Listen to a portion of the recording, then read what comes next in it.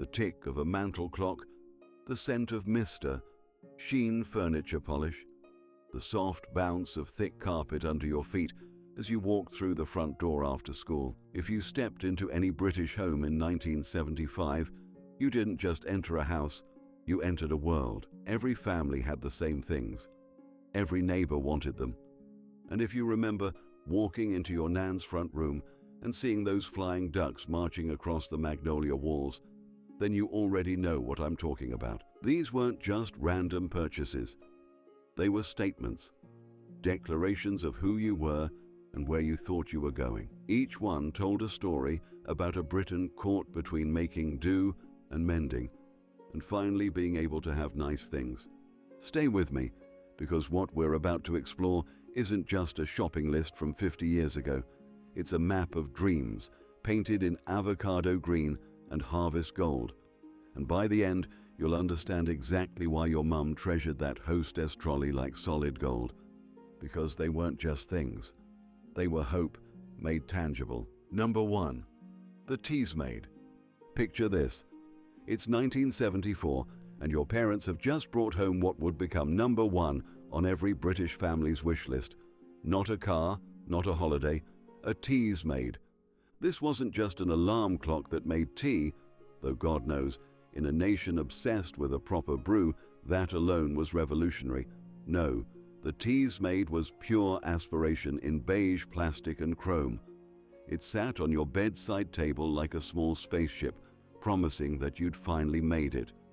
You were the kind of people who woke up to fresh tea without leaving the warmth of your bed. The ritual was everything. Fill the little kettle the night before. Set the timer with that satisfying click. Place 2 cups, always 2 cups, because this was about being civilized, on the warming plate. And then, at precisely 7:30 in the morning, the magic happened. First came the gentle bubbling, then the steam. The soft whistle that meant your day was beginning properly, the way it should, with that perfect cup of tea appearing as if by magic while you were still wrapped in your candlewick bedspread. The amber liquid would pour into those delicate china cups, and for a moment, just a moment, you felt like you were living in the future. Your neighbors didn't have one. Your sister was green with envy, and when guests came round and saw it sitting there on your bedside cabinet, gleaming and modern and impossibly sophisticated, you'd watch their faces change. This wasn't just about tea, this was about having arrived.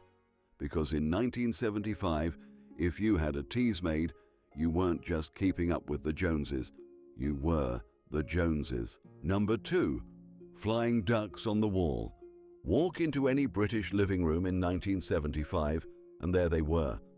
3 ceramic ducks, frozen in eternal flight across the chimney breast, their wings spread wide as they soared over the gas fire and up toward the ceiling. If you lived through the 70s, you didn't just see these ducks, you lived with them. They watched over Sunday roasts, witnessed family arguments, and presided over countless evenings of Coronation Street. But here's what made them special. These weren't just decorations. They were Beswick pottery, real craftsmanship. Each one hand-painted in those rich, earthy tones that somehow made your magnolia walls look sophisticated.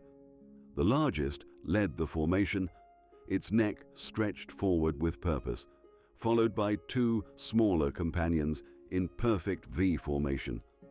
They weren't flying anywhere in particular, but God, they looked determined to get there. Your mum positioned them just so, not too high, not too low.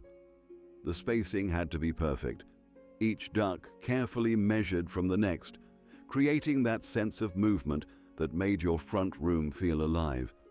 And when the afternoon sun caught them through the net curtains, casting shadows that danced across the flocked wallpaper, it was pure magic. Every family had them. Every neighbor envied the perfect positioning. And if a visitor's eyes didn't immediately go to those ducks the moment they walked in, well, they simply weren't paying attention. Because those 3 ceramic birds weren't just decoration, they were a declaration. We may live in a terraced house in Rotherham, but we know good taste when we see it. Coming up next, something that transformed ordinary Saturday nights into sophisticated soirees. Number 3. The cocktail cabinet. Saturday night, 1976. Your dad approaches the corner of the living room like he's entering a temple. The cocktail cabinet stands there, gleaming under the amber glow of its built-in lighting, a wooden shrine to sophistication that promised to transform any ordinary evening into something straight out of a Hollywood film. This wasn't just furniture, this was aspiration made manifest in teak veneer and smoked glass. Inside, bottles of Cherry B and Baby Cham nestled alongside a dusty bottle of Gordon's gin that came out for special occasions. The ice bucket, chrome and pristine, sat ready for action, while those delicate cocktail glasses, with their impossibly thin stems, waited in perfect formation like tiny crystal soldiers. The ritual was everything. First, the dramatic opening of the cabinet doors, revealing the warm, amber lighting within. The gentle clink of bottles as your dad played bartender, mixing a snowball for your mum and pouring himself a whiskey that he'd nurse all evening. The sound of ice cubes dropping into glasses, that satisfying crack as the cold hit the warmth of the spirits. But here's what made it magical.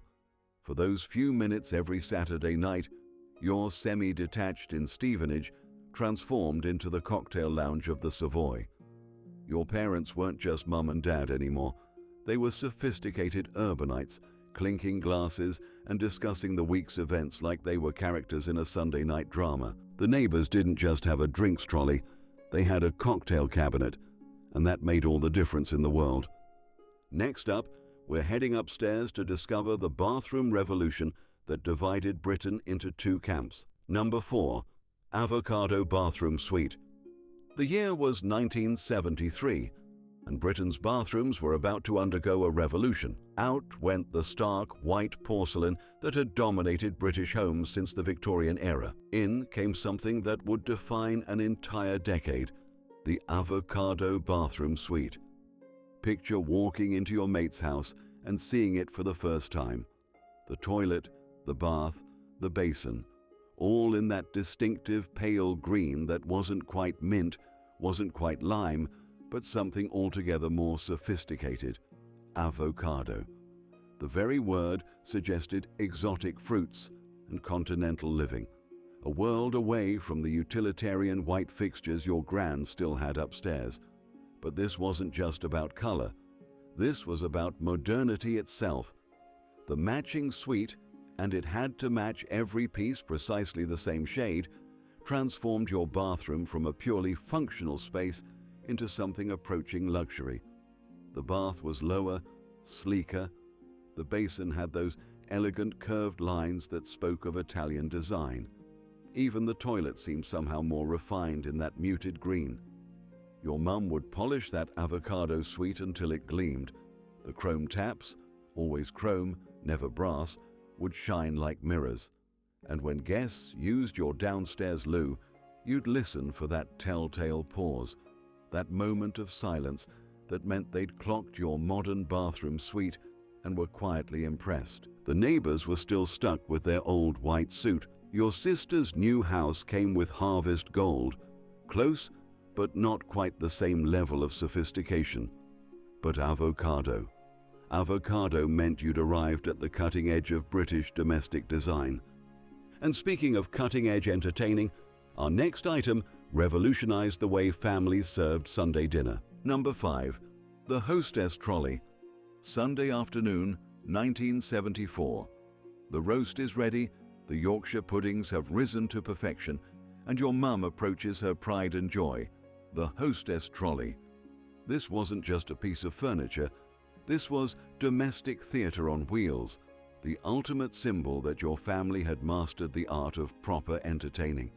Picture it: gleaming chrome legs supporting 2 or 3 tiers of warm, amber-tinted glass. The bottom level housed the heated compartment, a marvel of 1970s engineering that kept your dinner plates warm while your mum orchestrated the perfect meal service. The middle tier held the vegetables, each serving dish carefully arranged. And the top? That was reserved for the gravy boat, the mint sauce, and whatever other accompaniments would elevate Sunday lunch from mere sustenance to occasion. But here's what made the hostess trolley magical. It moved. With a gentle push and the softest whisper of wheels on carpet, it glided from kitchen to dining room like a ship carrying precious cargo. Your mum would pilot it with the precision of a seasoned captain, navigating around the corner of the settee, past the coffee table, and directly to the extended dining table where the family waited in anticipation. The ritual was everything. First, the ceremonial switching on, that satisfying click as the heating element warmed to life. Then the careful loading, each dish positioned just so. And finally, the grand entrance, rolling into the dining room with all the dignity of a royal procession. Your neighbors might have had serving hatches. Some even had those fancy heated serving spoons. But a hostess trolley, that meant you understood that Sunday dinner wasn't just about food. It was about presentation, about treating your family like honored guests in their own home.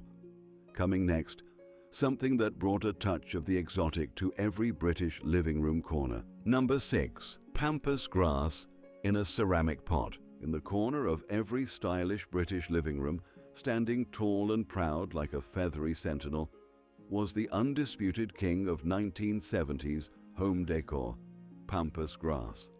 Not just any old houseplant, mind you, but those magnificent plumes that reached toward the ceiling with an elegance that whispered of far-off places and sophisticated taste. Your mum didn't just buy pampas grass, she invested in it. Those towering stems, crowned with their soft, cream-colored plumes that caught the light like spun silk, transformed any ordinary corner into something approaching exotic. They stood in their large ceramic pots, usually earth-toned brown or that fashionable burnt orange, like pieces of living sculpture that needed no watering, no fussing, just the occasional gentle dusting with the feather duster. The beauty was in their simplicity. While other families struggled with spider plants that refused to thrive or rubber plants that shed their leaves, pampas grass simply stood there, magnificent and unchanging. Those feathery tops swayed gently in the draft from the central heating, creating movement that made your living room feel alive, natural, connected to something beyond the suburban street outside. But here's what made them special.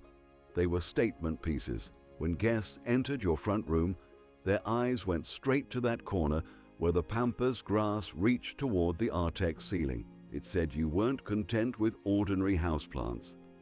It said you understood that home decor was about creating atmosphere, about bringing the natural world indoors in the most sophisticated way possible. Next up, we're heading to the kitchen for something that put the fizz into family life. Number 7. The Soda Stream. Saturday morning, 1975. The kitchen counter holds a device that's about to transform ordinary tap water into something magical. The Soda Stream, that gleaming cylinder of possibility that promised to bring the excitement of fizzy drinks right into your own home. This wasn't just about convenience. This was about control, about being able to create your own cola, your own lemonade, your own orange squash whenever the mood struck. Your dad would approach it with the seriousness of a chemist, filling the special bottle with cold water. It had to be cold, mind you, or the whole operation would be a disaster. Then, screwing it carefully into the machine's chrome head. Then came the moment of truth. The press of the button. That satisfying hiss as carbon dioxide rushed into the water, transforming it from ordinary to extraordinary in mere seconds. 1 press for light fizz, 2 for medium, 3 for that proper tingle-your-nose carbonation that made shop-bought lemonade seem positively flat in comparison. But the real magic happened next. Out came the bottles of concentrate, cola, lemon, orange, cream soda, each one promising a different adventure. Your mum would measure carefully, watching the syrup spiral down through the sparkling water like liquid amber, a gentle stir, and suddenly your kitchen had produced something that tasted, almost but not quite, entirely unlike the real thing. The neighbors bought their fizzy drinks from the corner shop. Your family made theirs fresh, on demand, in flavors that changed with your mood. That soda stream sitting proudly on the worktop wasn't just a gadget, it was your family's own personal soft drinks factory. Coming up, something that made baking feel like pure science. Number 8. Pyrex mixing bowls, Cinderella set. In every British kitchen worthy of the name sat a stack of bowls that were more than just bowls. They were the Pyrex Cinderella set, 4 perfect vessels that nested together like Russian dolls, each one a different size, each one painted in those unmistakable colors that defined 1970s kitchens: sunshine yellow, harvest gold, flamingo pink, and turquoise blue. Your mum didn't just own these bowls, she treasured them. The way they felt in her hands, substantial and serious, with that distinctive Pyrex weight that spoke of American engineering and unbreakable promises. The smooth, curved handles that fit perfectly in your palm. The satisfying way they stacked together, each bowl finding its perfect home within the next, like a puzzle that solved itself every time you put them away. But here's where the magic really happened. Saturday morning baking. Your mum would line them up on the kitchen counter like colorful soldiers, each one assigned its mission. The largest yellow bowl for the cake mixture, the blue one for beating eggs, the pink for measuring flour, the smallest for melting chocolate over the pan of simmering water. The kitchen became a symphony of color and purpose. You'd watch her work, measuring and mixing with the precision of a scientist, each bowl contributing its part to whatever miracle was taking shape. The way the cake mixture caught the light in that yellow bowl, the satisfying scrape of the wooden spoon against the curved sides, the gentle clink as she tapped the spoon against the rim to shake off excess batter. These weren't just bowls. They were the tools that turned ordinary Saturdays into something special, transforming flour and eggs and butter into birthday cakes and Christmas puddings and all the sweet memories that made house into home. Next, we're moving to the hallway for something that made every phone call an event. Number 9. The telephone table with directory drawer. In the hallway of every proper British home stood a piece of furniture so specific to its purpose that it needed no explanation: the telephone table. Not just any table, mind you, but one specially designed with a built-in drawer that slid out to reveal the phone directory, a notepad, and a collection of biros that may or may not have worked when you needed them most. This wasn't just furniture. This was the nerve center of your home's communication network. Picture it: dark wood veneer, usually teak or mahogany effect, with those distinctive tapered legs that screamed 1970s sophistication. The telephone itself, that heavy, cream-colored beast with its coiled cord and satisfying rotary dial, sat on top like a monument to modern technology. But the real genius was in the design. That drawer pulled out to create the perfect writing surface for jotting down messages, phone numbers, or those cryptic notes that seemed vitally important at the time. Mrs. Patterson called about the jumble sale. Ring back before 6. The phone directory lived there too, its pages yellowed and soft from constant use, corners turned down to mark the most called numbers. Every family phone call was an event. Your mum would settle onto the matching vinyl-covered stool, pull out the drawer, pen poised and ready. The hallway would fill with the mechanical music of the rotary dial as she called your auntie in Blackpool or booked the family holiday to Skegness, and you'd hover nearby, fascinated by this ritual of connection that linked your terraced house to the wider world. This wasn't just where your phone lived. This was where your family stayed connected, one carefully dialed number at a time. Our final item covered every wall in every room. Number 10. Wood chip wallpaper. If there was one thing that united every British home in the 1970s, it wasn't the flying ducks or the avocado suite or even the pampas grass. It was wood chip wallpaper, that textured, slightly rough to the touch covering that transformed every wall in every room into something that looked vaguely sophisticated but felt like fine sandpaper under your fingertips. You couldn't escape it. Living room walls, bedroom walls, hallway walls, even the downstairs loo, everywhere you looked, there it was. That distinctive, bumpy texture that caught the light and created subtle shadows, making even the most ordinary magnolia paint job look like it had depth, character, substance. Your mum would run her hand along it proudly, pointing out how it disguised any imperfections in the plaster underneath. But here's what made wood chip wallpaper both a blessing and a curse. It was practically indestructible. Once it was up, it stayed up through multiple paint jobs, through steam from the kitchen, through years of central heating expanding and contracting the walls beneath.